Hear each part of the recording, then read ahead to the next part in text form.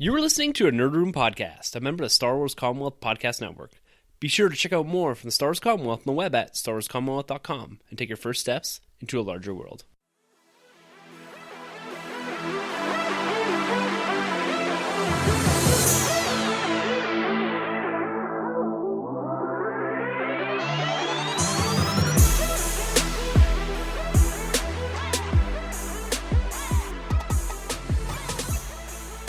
Hey everyone, and welcome to the Nerd Room, where we talk all things Star Wars, Marvel, and DC. This is episode number 105, where we're discussing the brand new Ant-Man and the Wasp trailer. I'm your host, Tim. I'm Troy. It's the Nerd Room without Sanjay.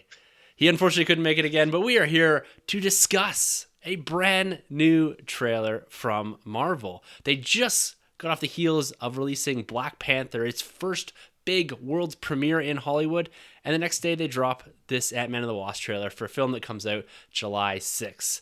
Yes, I'm looking at you, Disney, because you have yet to drop a hint of a solo trailer for a film that comes out at the end of May.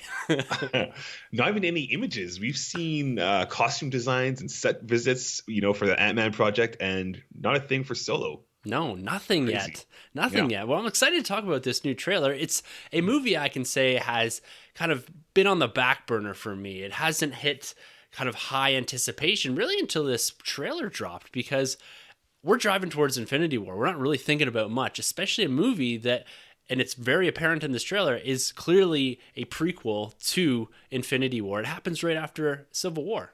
Yeah, no, it's interesting. With Ant-Man, of all the Marvel heroes that we've had on film and even in comics, he's always been my least favorite, or at least excited for. And that goes for, Hank Pym and Scott, not Scott, is it? Scott Lang. Yeah, Scott Lang, the second Ant-Man. Exactly. Yeah. But you know what? I really did like the first one. I thought it was really cool. So it's kind of nice that I don't have such expectations for this film, because when I go into it, I'm blown away. With the last one, same thing's going on with this film. I'm not super excited for it, but it's kind of cool because it keeps my expectation levels low. And when I go in, hopefully I get a treat out of it. So all in all, man, I'm getting there. I'm getting a little excited for this film. Yeah, me too. This definitely amped it up for me. I wasn't expecting a trailer, because Marvel has the tendency sometimes to just drop trailers out of nowhere. And because of the anticipation going into Black Panther, we've got Infinity War ramping up its marketing game. So it wasn't something I was expecting, and it was a pleasant surprise. But we're going to get into discussing all of that in a little bit more detail a little later on in the podcast. I'm going to kick this off, like we usually do, a little collecting and comics update. Now, Troy, have you had a chance to hit up the comic shop in the last few weeks? Still haven't, man. I'm going there this Friday. It's been a while. You know what it is? Because I take such these big leaps from getting my comics on the Wednesday. I get such a big stack full, and so it takes me a while to get through all these books. So right now I'm going through all my DC stuff like Nightwing and Old Man Logan. So once I'm caught up with those two books, which should be done by Friday, then I'm going right over to Alpha Comics, man, to stock up and get on Vader. Got to get on some Vader. Yeah, you do. Issue number 10 is a absolute must. Mm-hmm. Well, for the first time, and I have to say months, I went to the comic book shop today. We're recording on Wednesday, a little later than normal. I walked over there today and just browsed through all of the comics, and what a treat that was. I walked out with a fat stack of comics. I'm catching up on some Guardians of the Galaxy, this Infinity Quest arc that they have going on here, and I also picked up Star Wars DJ Most Wanted. So the one-shot comic that goes into a bit of the backstory of everyone's favorite slicer from The Last Jedi, DJ. I did have an opportunity to read it as well. And I'm going to say that, Troy, you're going to enjoy this about as much as you enjoyed parts, if not all, of Canto Bight. Yeah, I figured as much.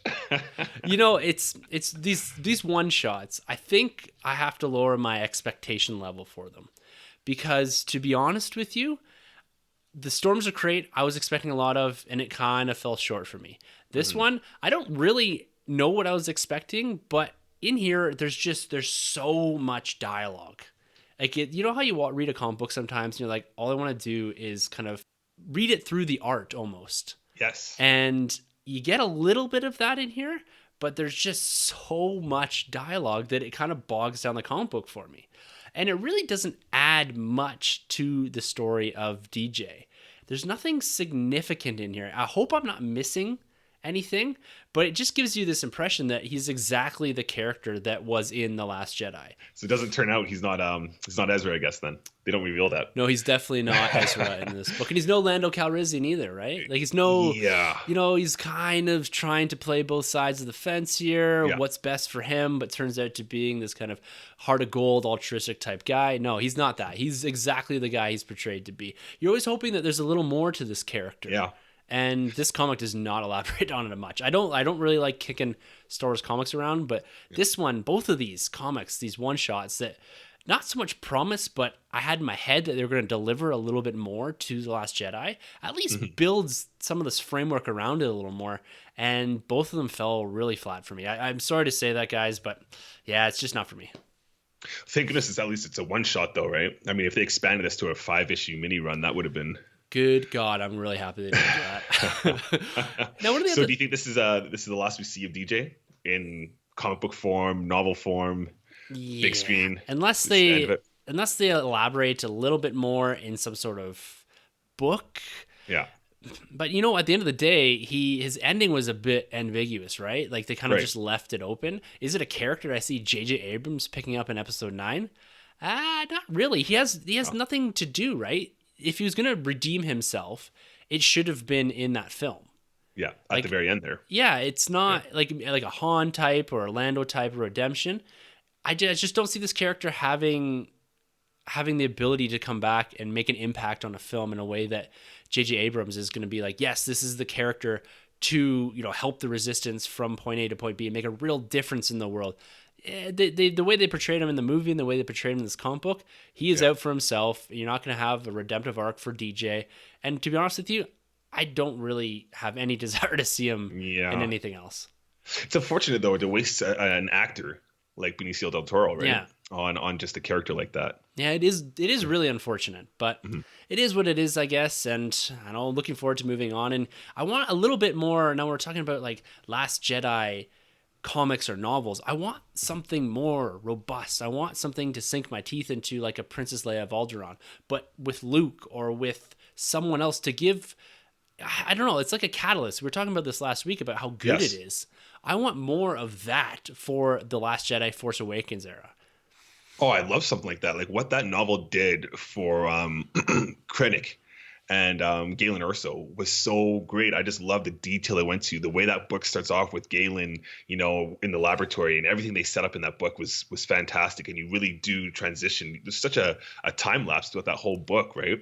From basically, I think, Attack of the Clones to the end of the Clone Wars, basically, right? Yeah, Episode 3. Definitely. So I need something like that. I've yet to read the Leia book, so that is my next one I want to dig into. But I do need something that's just dense and thick, something I can really just, dig into.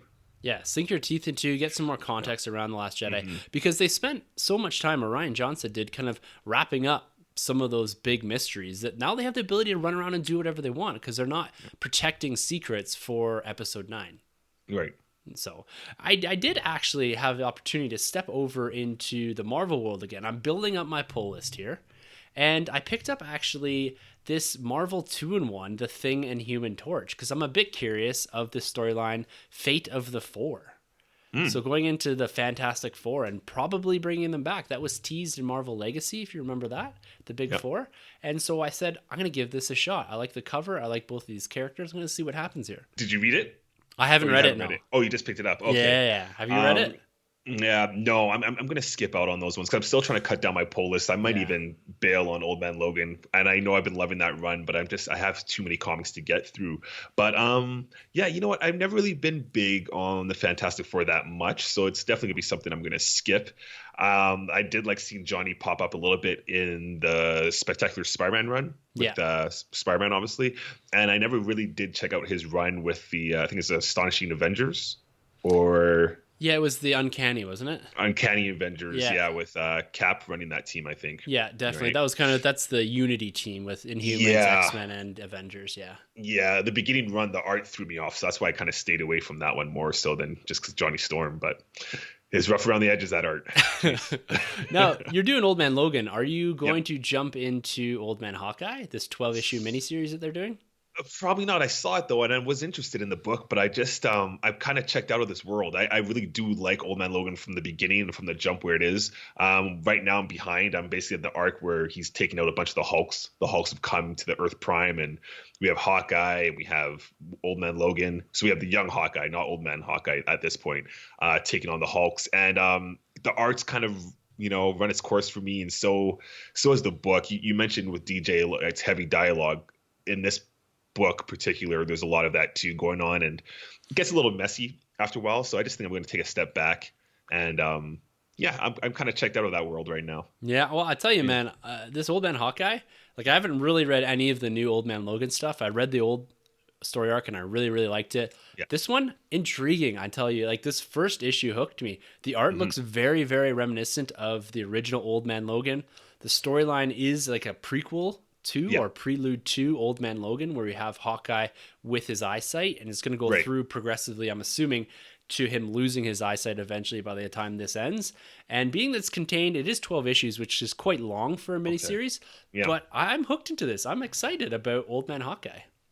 Yeah, see, I might have to do that because if it is a 12 mini series run and it takes place in the Mark Millar run, basically, so it's before the Mark Millar run, then I might have to do that. Then that's kind of cool, just because where we're at right now, it's kind of weird how Old Man Logan's been established in this world.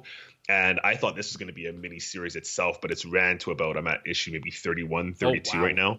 Yeah, it's been going for a little bit. So yeah, maybe I'll cut this one off, but check out that 12 mini issue run. I'd say it's a recommend for me. It's something that definitely to get into if you're looking to get into a short run. If you've read Old Man Logan and you're looking for more contained stories, this may be a good avenue in. You have to pick up the trade for Old Man Logan, and then you can jump right into this.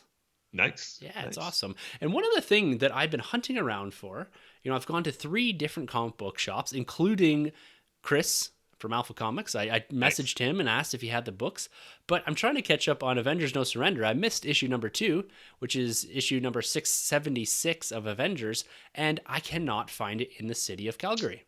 Oh, man. So I don't know what happens in it and why it became so popular, but issue 3 is out there. Issue 4 came out this week. It's a weekly, I think a 12-issue weekly comic book run, and I really want to read it, and I can't get my hands on issue 2. So I might have to go to Amazon, or I may even have to go digitally for this, because I'm getting behind already, and I don't want to find myself behind like I have in the past, which then turns me off of reading things because I got such a stack, this daunting stack to get through.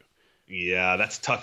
It's unfortunate because you never know what comic books can run out in these comic book stores. I think Sanjay had the same problem with Batman. I don't know, 26 in the Rebirth line maybe, or 16 or something like that. The one where he proposes to Catwoman. Yeah. But it's always good to, like, I guess with the Avengers, the titles that you like, I guess you subscribe to, you won't miss out. But you never know. It could happen with anything. So it sucks. I think Chris has mine on back order. Yeah. Or at least wait for me to pick it up. So I can't wait to check that out. And this is this bi-weekly, this run? Weekly. Or it's weekly. That's crazy for an Avengers run. Yeah, 12 issues. So and it's Mark Waid? Yeah, it is Mark Waid. Yeah, so the art's good. I like the writing so far, what they've done. I don't know about the next few books. I'm already behind on it, unfortunately. But yeah, maybe that's my own fault because I don't have a standing pull list at a comic book shop right now.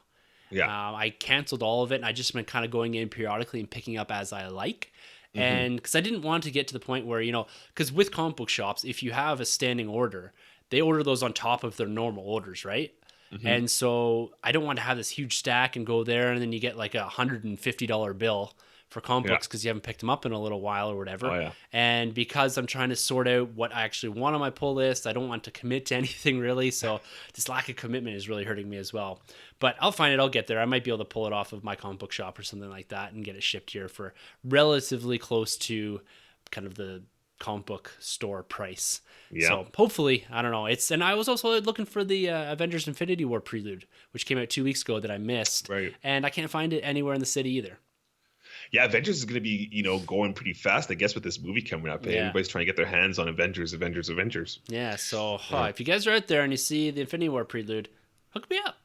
Well, hopefully it delivers because these preludes have kind of been a letdown, right? So hopefully this one strikes hard. Yeah, I'm hoping it. I don't know. I should actually do a little bit of research on that because I'm hoping it's just not a retelling of Civil War or something like that, Yeah, which yeah, it because that's very what they well did with could the be. Spider-Man one. Spider-Man Yeah. Homecoming was literally a retelling page by page of Civil War. Yeah, and I think like the Yeah. Ragnarok one was the same thing, retelling of Thor: The Dark Worlds, maybe Age of Ultron. I can't remember, but it's just that's what they've been for the last little bit. Like we just finished our MCU retrospective episode on Iron Man 3. You can go check that out in the feed right now. But those were one of the last prelude comics that actually delivered new content. Now it's relatively irrelevant, but it still adds a little bit of fun. It gives you a little bit of time to kind of get into the characters and kind of gives you kind of that one step up. You like going into the theater feeling like you know a little more. It's that catalyst effect, right? Well, yeah, because it's like you mentioned, we were talking about the Iron Man 3 movie. The prelude into that, lets you know and establishes where Rhodey is, Yeah. War Machine. And I think that's so cool. And basically, it seems like before Spider-Man and whatnot, because you've been reading these preludes, they've been giving you more insight of what's going on in that world, whereas now they've gone away from it and they're just retelling what we've seen in a previous movie. Yeah. I don't know why they just don't go back to what they used to do. No, it's telling little stories. And I think I may correct myself here. I think the Doctor Strange preludes actually had a little bit more content in them. But Cool. yeah, it's an opportunity to tell a little story of a character that isn't getting the focus maybe in the films. And we're looking for these things. We're Star Wars fans and we want to extend that same sort of gross media out into this Marvel Cinematic Universe as well. We want to see that extra extended universe content there.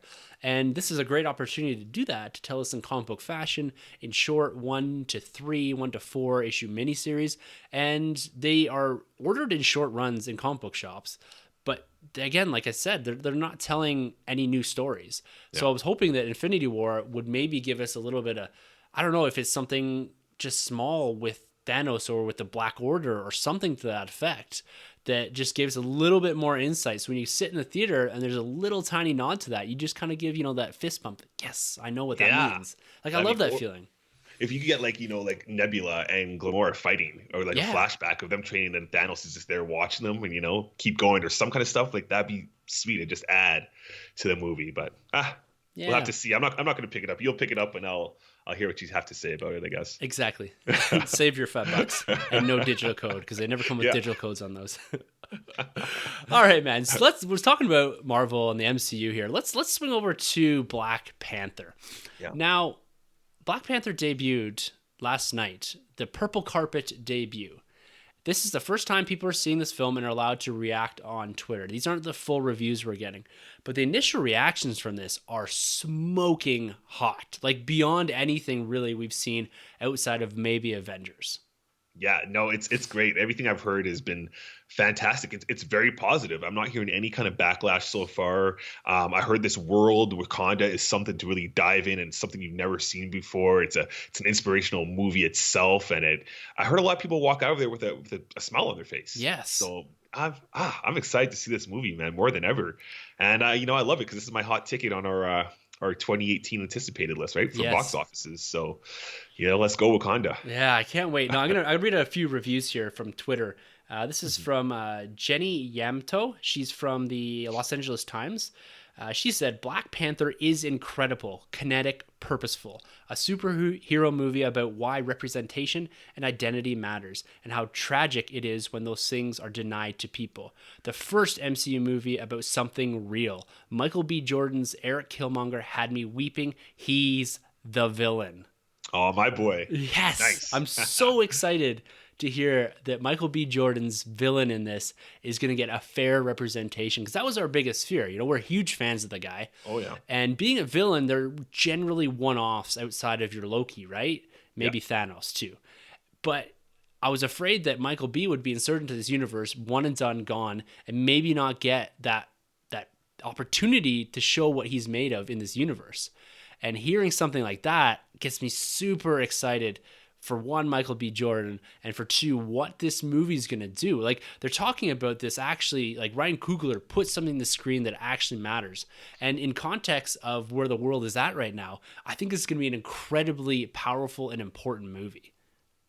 Yeah, no, I can't wait, man. Those guys are a great team, Coogler and Michael B. Jordan. And I think, a little while back, maybe a couple of days ago, Michael B. Jordan came out himself saying, he apologizes for what happened when Fantastic Four, and he really wants to redeem himself here. Yeah. Me personally, I don't think he has anything to apologize about because I don't think he was really the issue in that movie. But I feel like this guy always gives it 110%. And man, it looks like Ryan Coogler right now is going to be 3 for 3 with Fruitvale Station, Creed, which I loved, and then now he has this huge blockbuster, Black Panther, coming out. Yeah, one of the other reviews I read too said you can see the stamp of Ryan Coogler on the fight scenes, very Creed-like. So he's going back to that, the way he filmed it, the way he's choreographed it, and you're seeing that represented right in the film here. So Ryan Coogler is the man. Yeah. Now here's another review that refers to Ryan Coogler a little bit. It's from Geeks of Color on Twitter. Black Panther is the best MCU movie ever. I was blown away from start to finish. I'm not even being biased. This was by far the best Marvel movie to date. Thank you, Ryan Coogler. Wow. Yeah, they're all like this. Everyone is raving about Michael B. The female actresses in here. Lupita Nyong'o is apparently incredible as Shuri. Chadwick Boseman kills it. Like, of course, I've read like probably 100 reviews on this thing. Every single one is positive. Everyone's pointing to the significance of the film too. How important it is to come out now. Right? Because this is a different take on a movie. This is our first African-American superhero to get a full solo standing film.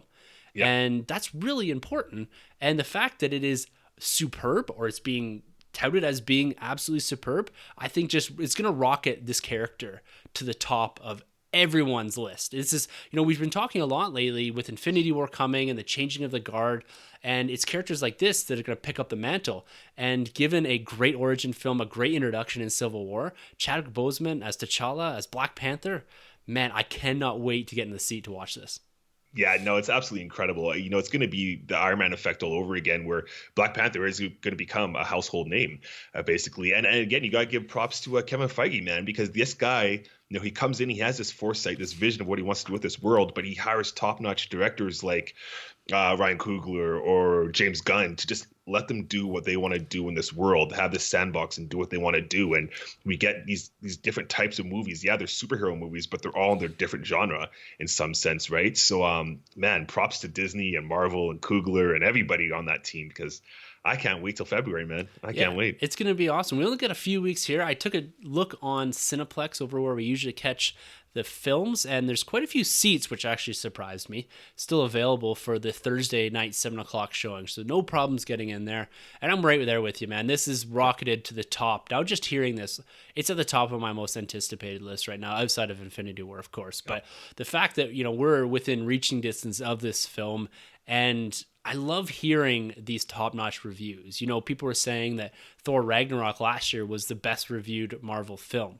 And this is going to be a completely different film in the sense that, like you just pointed out, that it's a completely different genre type film. Mm-hmm. But, man, I like I said before, and I'll say it again, and I'll say it again and again, I cannot wait to see what Coogler put to the screen here. My last question, will this make you now, or maybe after you see the movie, will you get your hands on a Black Panther Marvel Legend? Probably. Even hearing this, I've seen them kind of poking around a little bit more. Yeah. I know I've waffled on this for the last 5 podcasts. I've been yes, then I've been no, back and forth. Probably. If nothing else, maybe an Eric Killmonger, because they seem to be the peg warmers of that wave. I've seen a bunch of those. Yeah, for sure. I finally saw the Invincible Iron Man too. Yeah, what did you think? It's not bad? Yeah, it looks pretty good, actually. I'm not going to touch it, but I might. It's very comic book-like, right? It is. I might get myself a Coogler, or a Coogler. I wish the game made a Coogler. Eric Killmonger. Nice. Now, staying with Marvel and the MCU here, Kevin Feige, he had some comments, and this is usually the time when we get comments from Feige about the future and all that, as he's out doing some promo for the latest film, that being Black Panther.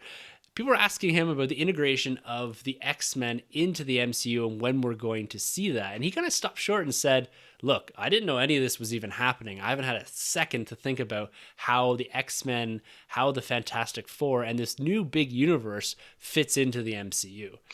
And I think that's interesting. I think he's maybe kind of playing us along a little bit Yeah. because clearly he's thought about this. But it seems that their plans, nothing's changed up until at least 2020 when we see, well, maybe 2019 when we see Avengers 4 and kind of the fallout from all of that. Yeah. Yeah, no, these comics are interesting. But yeah, I have a hard time believing that he didn't have any kind of like inkling that this was going to happen. I'm pretty sure a little while back we heard him too. He thought of how he would love to see Magneto dismantle a gun in his own kind of world. I'm pretty sure Kevin Feige said that, so he must have had some kind of idea. But this makes sense that at least they're not going to rush to bring the X-Men. You know, as fans, we hear this news and we think, oh man, okay, X-Men, let's go. They're going to be in the MCU tomorrow or 2019 or 2018. But it makes sense that they got to take their time with this. Unlike the Spider-Man situation, is a little different. You know, Sony was pretty low in the game of Spider-Man. They were kind of desperate at that time, and Marvel was willing to, break bread with them, and it just worked out to be that way a little bit faster. Plus, Kevin Feige even had two plans, right? He had a Civil War without Spider-Man and with Spider-Man, right? So I guess it would have been more Black Panther or less Black Panther. Whereas X-Men, it's another ball game, and there's still a Fantastic Four to come along too. So it really is something they got to take their time with, and when it happens, great. Like I mentioned in the Iron Man movie review the other day, Iron Man 3, we have so many cool characters to work around outside of Cap, Iron Man, and Thor. We're in good hands, and the X-Men is just, some extra flavor, a little bit more dessert. But we got a lot of good characters on standby right now. Definitely. Yeah. And I think your point there is well taken with them taking their time with this. Like, we talk about how great Black Panther is going to be and how they've waited to do this properly. Yeah. They haven't tried to rush something out or bend it to some of the pressures that were maybe on Marvel for, diversifying their superheroes. They've taken the time, they got the right director, the right actor, introduced this character properly, and now they're going to have just an incredible movie coming out of that. So I think this ability to pump the brakes a little bit and say, all right, we're going to take a step back from all of this, and we're going to make sure we do justice to these characters and not just get them on screen because we feel we have to.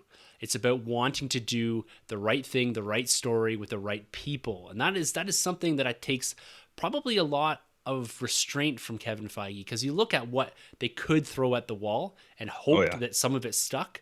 Like even with Spider-Man, they did pull that out fairly quickly, but they had a really robust story behind it, which is really important for these characters. And like you even look, and one thing we should talk about too, that the Captain Marvel set photos that we're seeing now.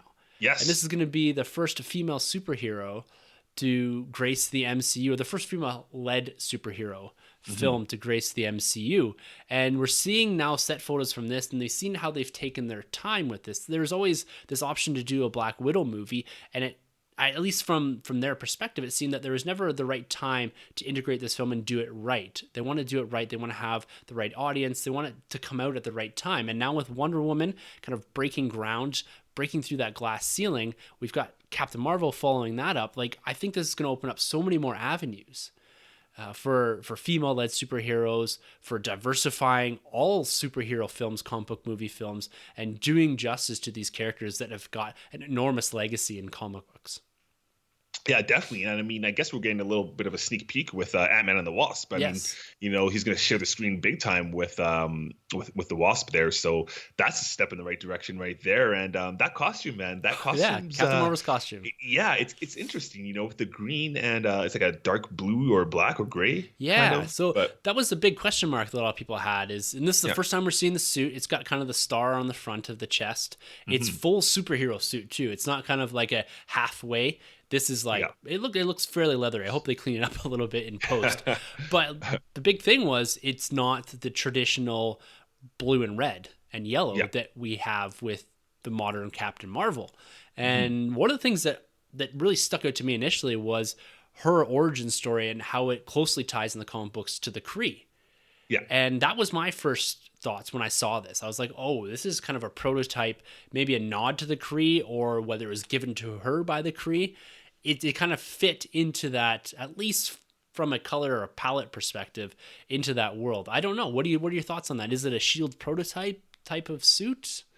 Yeah, I'm with you. I definitely think it's a prototype suit or something to do with Captain Marvel, like the original Captain Marvel. Very because similar his colors. suit was similar colors. So it's probably some kind of prototype. It's still kind of very motorcycle color, like jacket. Like it's still kind of baggy. It's not like a fitted superhero costume, which I'm sure when she gets her original or at least this incarnation of her red and blue, it'll be tighter and whatnot. So I'm not too worried about it. I think there's even been in the past too where she's worn like a gray and green kind of suit as well. So I think it's totally fine, and I like her other set photo where she's like a pilot, where she's doing some piloting, which is pretty cool. Yeah, I'm excited for this. Brie Larson looks fantastic in the role already, and big question. I know we've talked about this before, but now we're getting set photos and it's becoming a bit more real.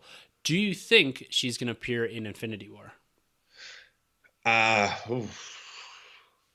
still don't think so. I think it might be, because they said she's not going to be, and I think I kind of believe them on this one. I think it's going to be 4.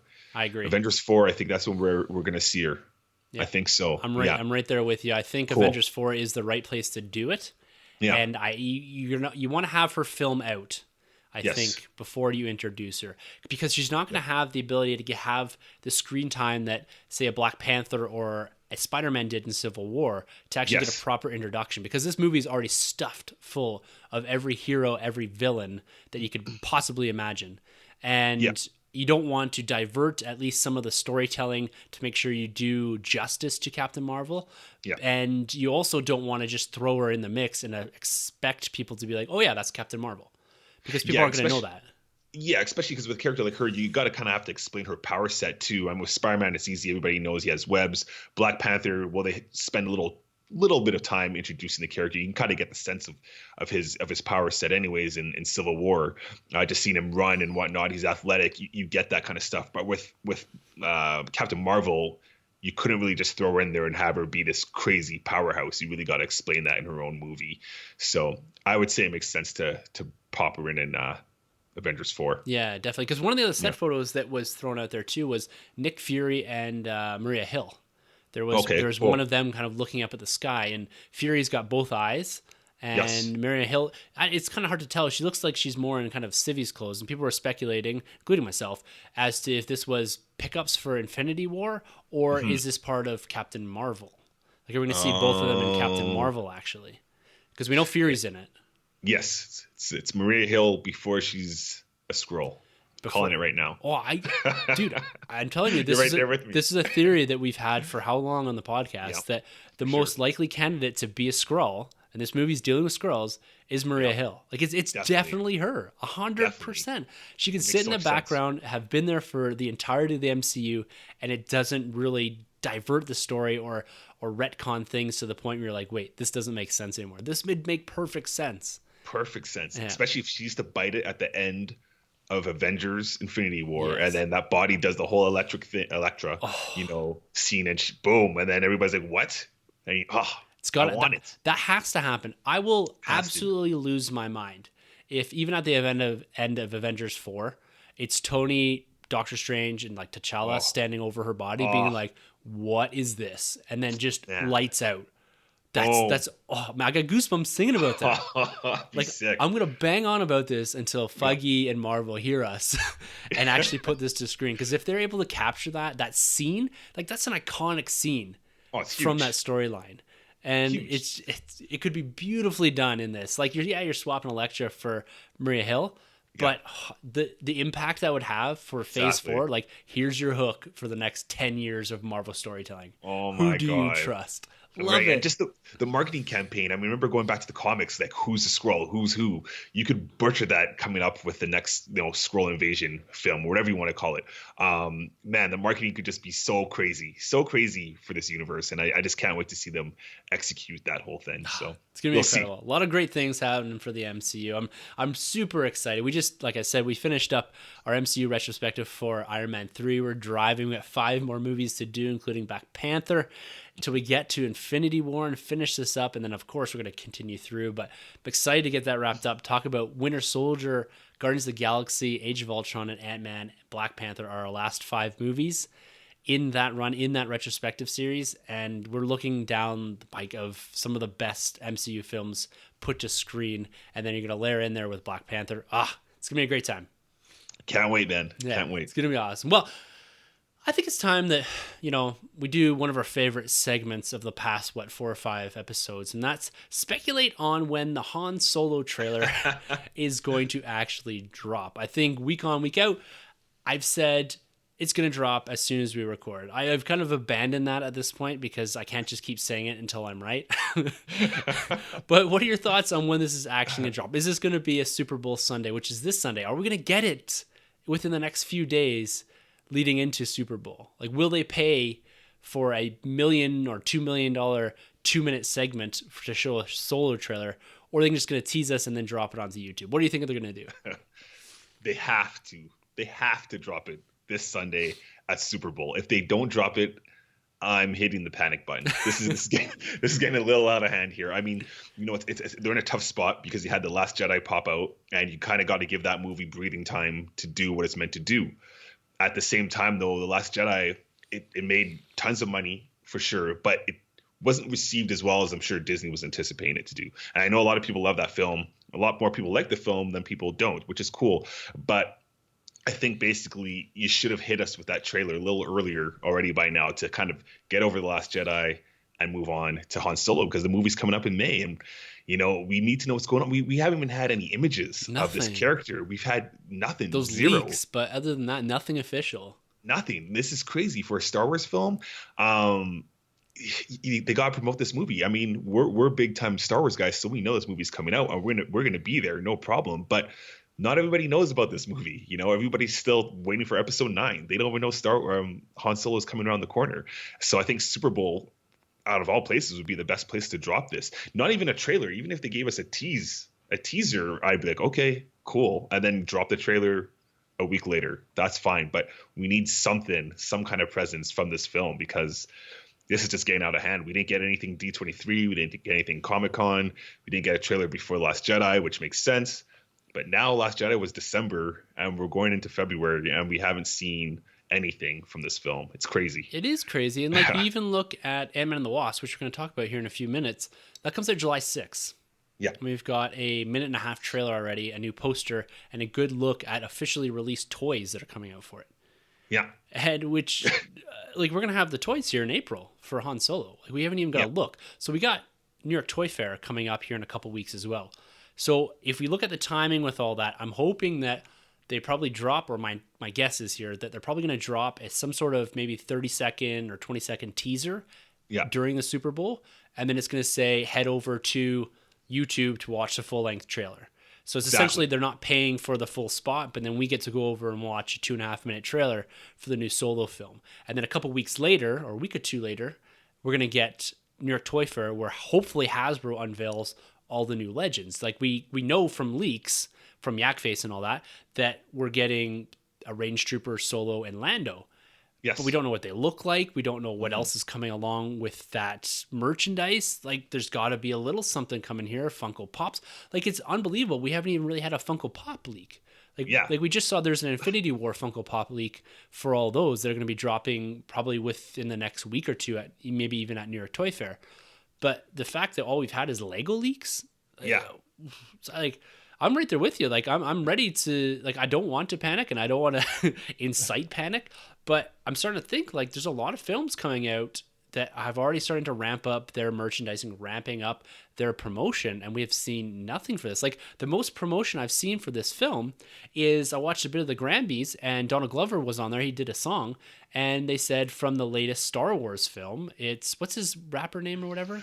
Childish Gambino. Yeah, it says Childish Gambino. I was like, who's that? And I was like, oh, it's Donald Glover. But that was the only promo that I've seen for this film. And it was just saying, oh, hey, Donald Glover's in the next Star Wars film. That's it. Well, maybe that's what they're going to do. Maybe, because we know Justin Timberlake is performing at the Super Bowl, and maybe he's going to do a brand new song featuring Childish Gambino. And at the end of the song, Childish is going to drop the trailer for the Solo movie. Mike dropped the trailer. But I think we need something. It's just it's a little out of hand. We've been speculating. This movie has had quite a bit of attention, kind of negatively, with the reshoots and the directors leaving and whatnot. And I felt like we would have had something sooner than later to kind of smooth everything over and let us know we're in good hands. Yes, we have, Ron Howard directing it, which is great, but it's not enough. I just feel like, one, we need more people to know about this film, even though it is Star Wars. And two, we just need to have a sense of where they're going with this Han Solo character, because it's not Harrison Ford. It's a new actor. It's a young actor. We got to have some kind of sense of what his take is on this new Han Solo. Oh yeah, I'd shut up if they just gave me an image of the cast. For sure, like just for sure, or a poster. Yeah, I just want to see what he looks like. I want to see what Glover looks like. Like I know we have that kind of leaked promo, which is probably like the clip art. Yes. It's going to be all over the Lego and probably the action figures and that. I know we have that, but I just want something official, like in him standing up. I don't think we're asking for a lot, but I'm tired at this point of speculating of when it's going to drop, because we've kind of run the course on that. Like we're literally running out of days to speculate on because we still haven't seen anything. And you know what? At the end of the day, does it? You know, when I say I'm panicking and that, like, does it worry me that much? No. Like, I'm not going to, like, throw my arms up in the air and say, I'm never going to see this. Like, if at the end of the day, if they never released anything, I'd still be there opening night. Yeah, like for sure. So, and they'll get that audience, right? It's just a matter of broadening the audience. I just don't know what Disney's strategy is behind this whole thing, I guess I could say. Because you don't need the Super Bowl to promote the Han Solo trailer. But at this point, because they've waited so long, I would say you kind of do. Yeah, right? It's a huge platform. Yeah. But at the end of the day, like, there's going to be probably an Infinity War teaser.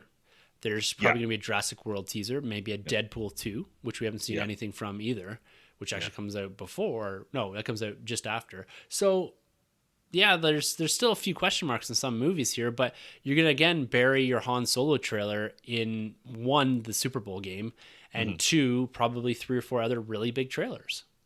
Well, and see, that's what brings me to the next thing, which is the Ant-Man and the Wasp trailer.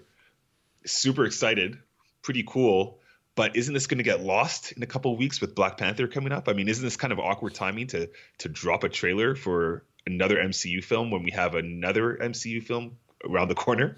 Well, you know, it is a bit curious, but if you look at even just our show notes here, like they're pretty light. There's not a lot happening right now in the nerd world as we build into February here with New York Toy Fair and Black Panther and all that. And this is a good time to drop this trailer, I think, because it gives it a little room to have some playtime amongst people, gets people talking about the film a little bit before going to Infinity War. When we get to Black Panther, you're going to see Ant-Man and the Wasp attached to that, would be my guess. And then it's going to get lost amongst the huge trailers in Super Bowl. So this comes out, 3-4 days before Super Bowl actually hits. Right. Just under a week. And so now it has its own playtime for a week leading into the Super Bowl. And so, it's got a little freedom here to run around. It may get lost within February, but then you just pop it back up, come out the back end of Black Panther, and you say, oh yeah, remember about this film that's coming in July also. Yeah. So to me, it seems like a reasonable marketing strategy. Huge Lola news. Our episode's only going to be just over an hour tonight, I think. And that's one of the shorter ones we've done in the last little bit. But that's just because there's a huge lacking of real substantial news. Yeah. So thanks, Disney, for dropping that trailer, because we needed it. Yeah, really appreciate it, because we'd be wrapping up the episode right now if it weren't for this trailer. And I think that's as good as we're going to get for a segue. So, Ant-Man and the Wasp. So this trailer dropped a couple days ago, seemingly, like we said, out of absolute nowhere. Was not really expecting this, was not really anticipating this, but they dropped it on us, and I'm really excited for this now.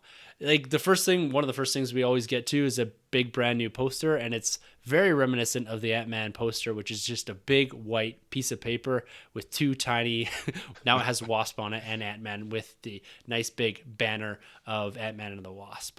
So that's one thing. I'm not terribly thrilled with that, but this trailer, let's jump into this thing. We're going to kind of go a bit knee deep into this. So spoilers for Ant-Man and the Wasp, if you're trying to avoid any spoilers for this film, but I'd highly recommend, because it's only like 1 minute and 40 seconds long.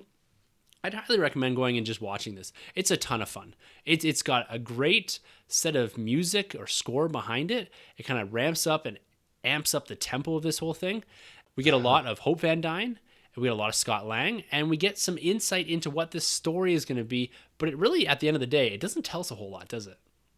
No, which is good, which is really good, actually. I'm glad it doesn't give us too much, because this movie's so far away, I wouldn't want to get lost at the same time. So I think it does what it needs to. It gives us the sense that, Scott Lang is sharing the screen with the Wasp, and there's been some modifications to her costume. And all around, it looks pretty cool. It looks like we're stepping right back into that world that it's Peyton that directed this one? Yeah, Peyton Reed, he came back for this one, yeah. Exactly. So it feels right at home with what they've established from the first film. Oh, for sure. And one thing they do right off this jump here is they establish the timeline for this. So we're now seeing movies that are falling out of the sequential film watching or ongoing narrative that we've seen for the past 10 years. So this is actually set right after Civil War, and that's addressed right up front. We see some images from Civil War spliced into this trailer, and you've got Scott Lang having some dialogue with Hope Van Dyne, asking her if she would have come if he had asked her when Captain America kind of called up Scott Lang and said, "I need you." And we're seeing some of the fallout from this too. And I think it's interesting that she essentially says to him, "If you had called me, you wouldn't have gotten caught." Right. I think that's great. The banter here. Evangeline Lilly and Paul Rudd, they look like they're going to have some more great interaction, and now kind of letting Evangeline Lilly a bit more loose. We saw quite a bit of her in Ant-Man, but now we're getting a next level with her being the Wasp. Yeah, she's great. I've been a huge fan of her since Lost, and I really like what they done with her character from the first film. She's very strong, and I love that she doesn't back down at all, and she can very well take over this whole film. Like, this could very well be the Wasp and Ant-Man, the way I see it so far. They do some really neat things in this trailer too, with the whole like shrink motion. Oh yeah. They throw something and it shrinks, which is pretty cool. The building where they basically just pack it up. It shrinks cool. Right down. They just pack it up like a suitcase. That's awesome. Yeah, they're really taking some new liberties with this shrinking and growing technology, which is great because this is their corner of the universe, right? And they have to do new and different things. They established it in Ant-Man. We saw a little bit more of it, or a lot more of it actually, in Civil War with Giant Man, and now they're kind of going in both directions with this, which I really like. Like, it's awesome. It's going to be another one of these films that, like you said, you're going to be pleasantly surprised with. And I think also, to your point about the Wasp taking over this film, I think that's a real possibility. Now, Paul Rudd, he's got a great presence on screen, whether it's within an ensemble or whether it's with just himself. But he looks like he's going to have a big part in potentially Infinity War and Avengers 4 from the set photos. We talked about that a couple weeks ago. So I'm happy for them to give a good chunk of the screen time to the Wasp in this and really establish this character, because she has a lot of room to grow within this film. And if maybe they're a little hesitant giving her her own film, and this is a great way to give her a lot of screen time, really develop this character and have her be a big part of either Infinity War or maybe more likely Avengers 4. Yes, definitely. And one last thing I got to say about this before we wrap it up here is that effect they do with the knife toss when they throw the knife and the Wasp kind of does this whole Matrix bullet style, running across the knife. The depth of what they did in that scene is just, it's so cool. I can't wait to see it on the big screen. And that might be something I have to see 3D. I've never really been a big fan of the 3D stuff, but that scene there alone just looks incredible with what they're doing. So, man, some really cool things they're doing with this film that we've just not seen anywhere else so far. No, and I think you're right too with 3D. Like, I'm not a fan. I would rarely promote it.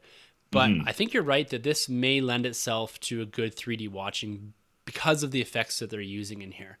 You're seeing a lot of the slow-mo stuff with the shrinking, and even with the growing, it may give this more imposing feel if you're actually sitting watching this in 3D. So I think you're right there. I may have to lean more towards that. 3D may be dead by the time this film comes out in just a few short months. It might be. It's been nice actually these last viewings we've had with zero glasses. I don't think we did 3D for Last Jedi, was it? I don't think we used glasses. My first viewing was. Or was it? One of my viewings was.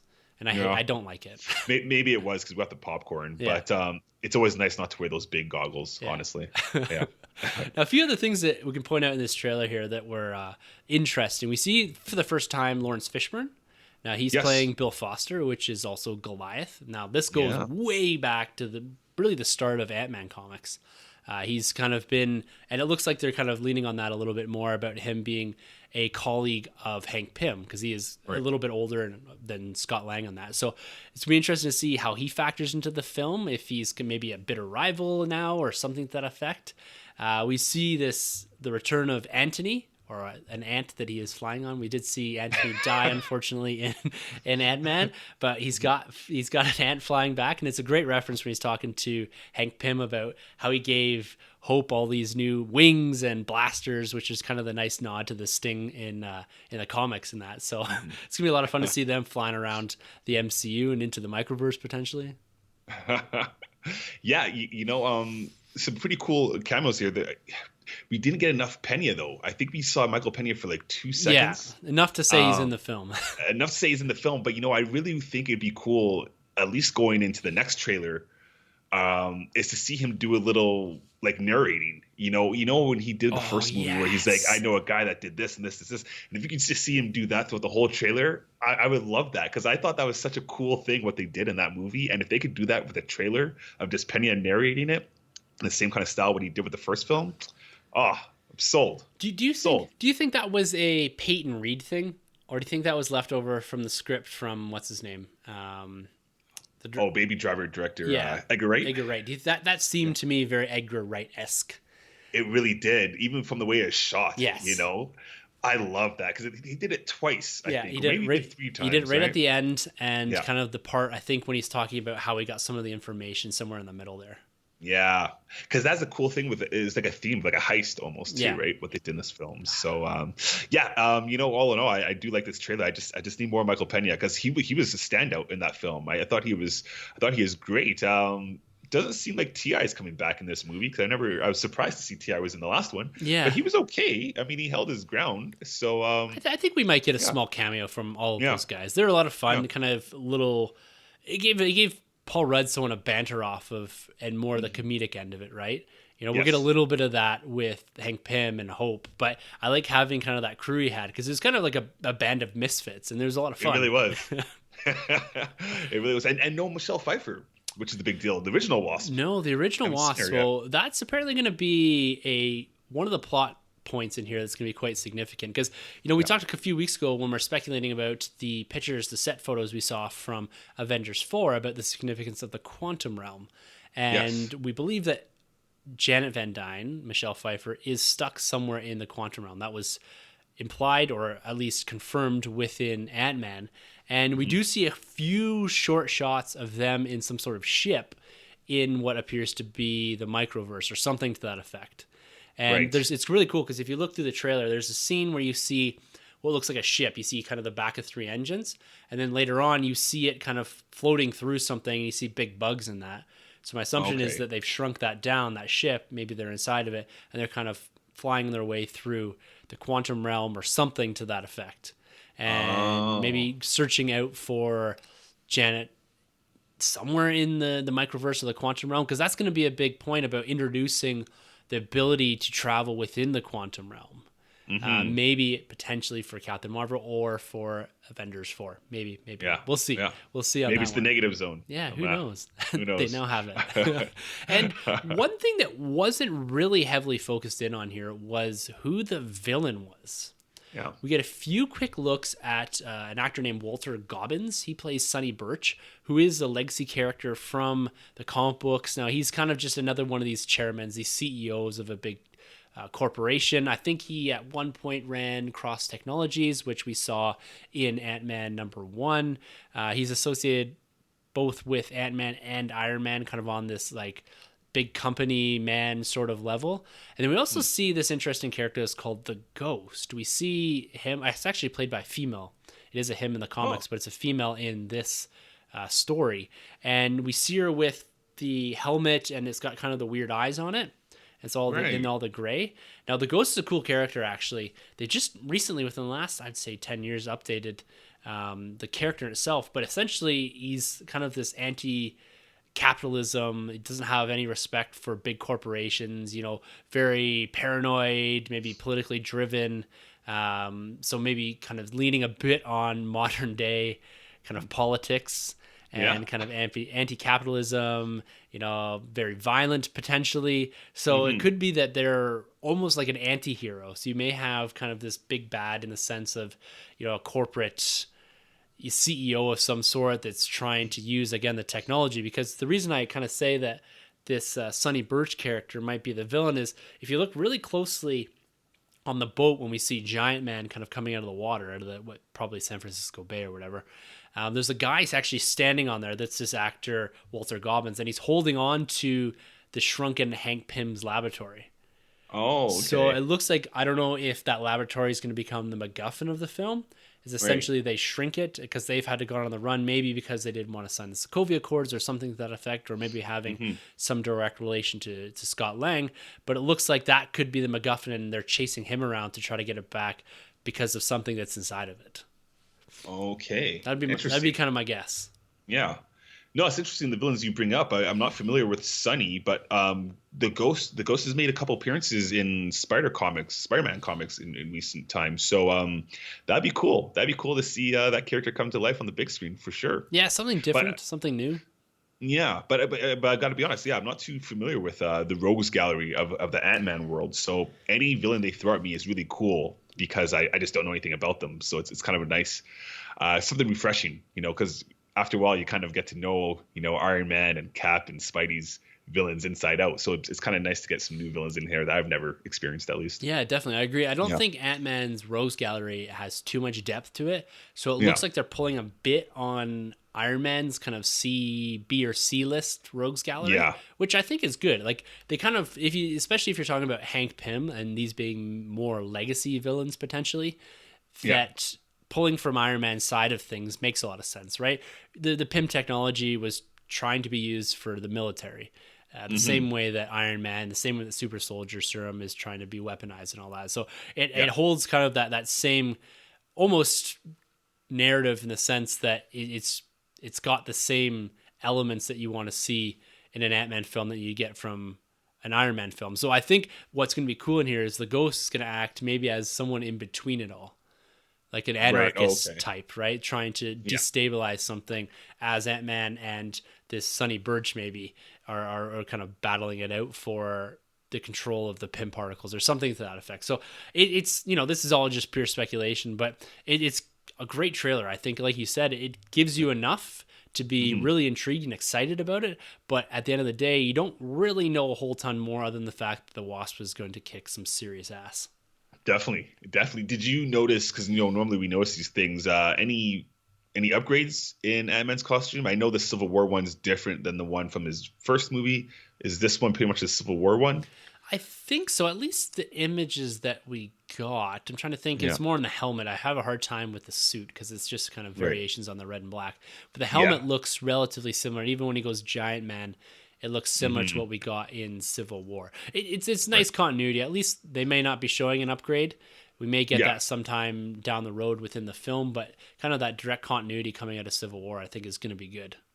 For sure. Because I know the Wasp is obviously upgraded from the last time we saw at the end of Ant-Man. At least it's a repaint. Yeah, definitely. Yeah. Do you think people are going to have, the common movie are going to have issues with placing this film in continuity? Or do you think they just don't care? Like, being that it comes out a couple months after Infinity War, we're going to see Scott Lang and potentially the Wasp in that film. Do you think people are going to have issues with, okay, where does this sit? Why are we now way back here? What's going on if Thanos blew up the world or has kind of the world in control? Right. Why is this happening? Do you think that's going to throw people for a little bit of a loop?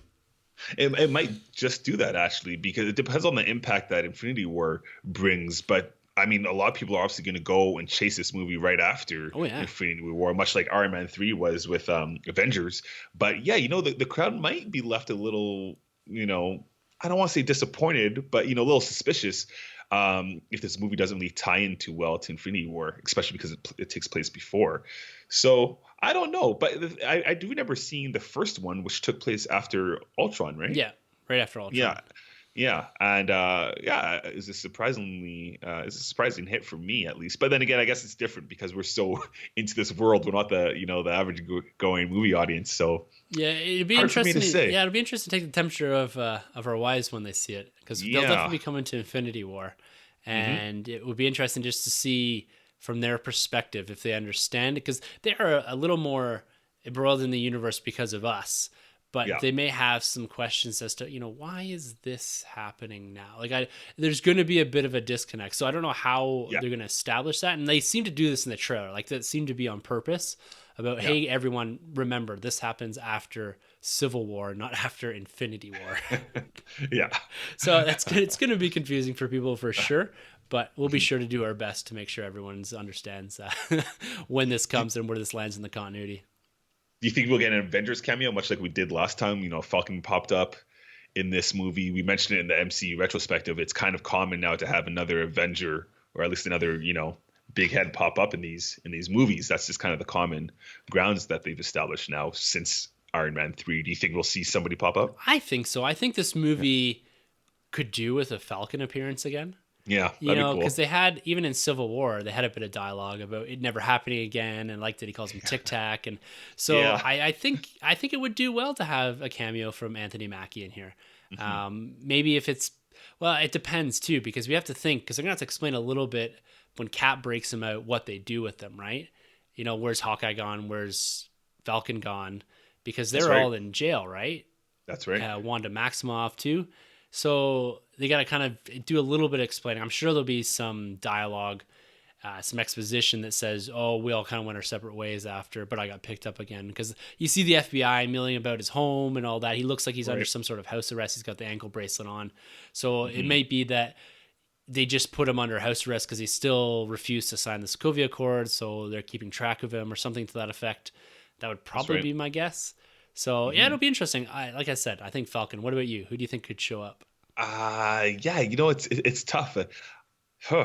I guess I'd have to say Falcon as well, most likely. It kind of makes the most sense. They have the most history shared. I mean, as great as Paul Rudd was in Civil War, and I love him in Civil War, but apart from him having interaction with Cap, there wasn't many other characters they really had interactions with, except the fact of a Falcon, obviously. They could go into a little detail because Hawkeye did pick him up.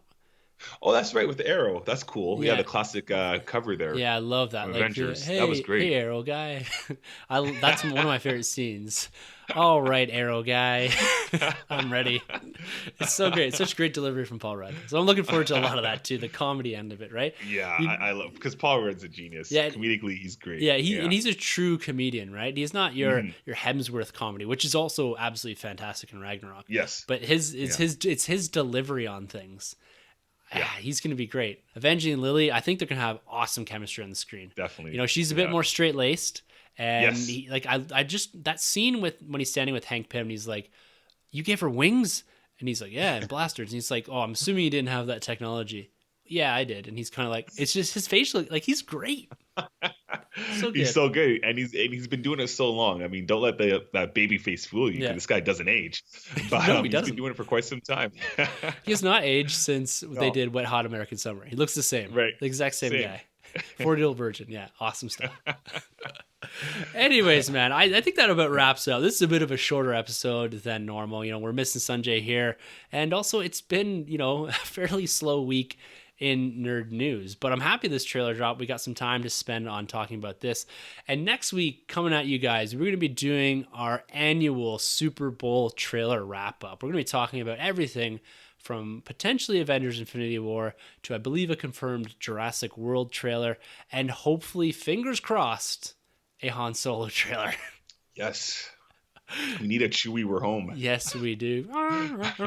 We need something, a little something. It's coming. So we'll be back, all three of us, next week to discuss all of the trailers dropping out of Super Bowl. And coming up in February too, we've got our prelude to Black Panther. We got our Black Panther review. We got discussions about New York Toy Fair, so looking at the upcoming Black Series and Marvel Legends. And then we're going to walk into March when we're starting to pick up some of the other films. So it's going to be a big month in February for a nerd. We're going to be picking up with the MCU retrospective series with Winter Soldier. I'm extremely excited to be discussing that. So look for that coming out towards the back end of February. We don't have an exact date yet. It's gonna be awesome. I'm really looking forward to February in nerd. Lots of comic books. We've got Infinity Countdown coming, and lots of good stuff to be talking about. So we're gonna have a pack schedule coming up here over the next few months. Looking forward to it, man. Winter Soldier is one of my top superhero movies for sure, so I can't wait to dive into that film. Incredible film. Yeah.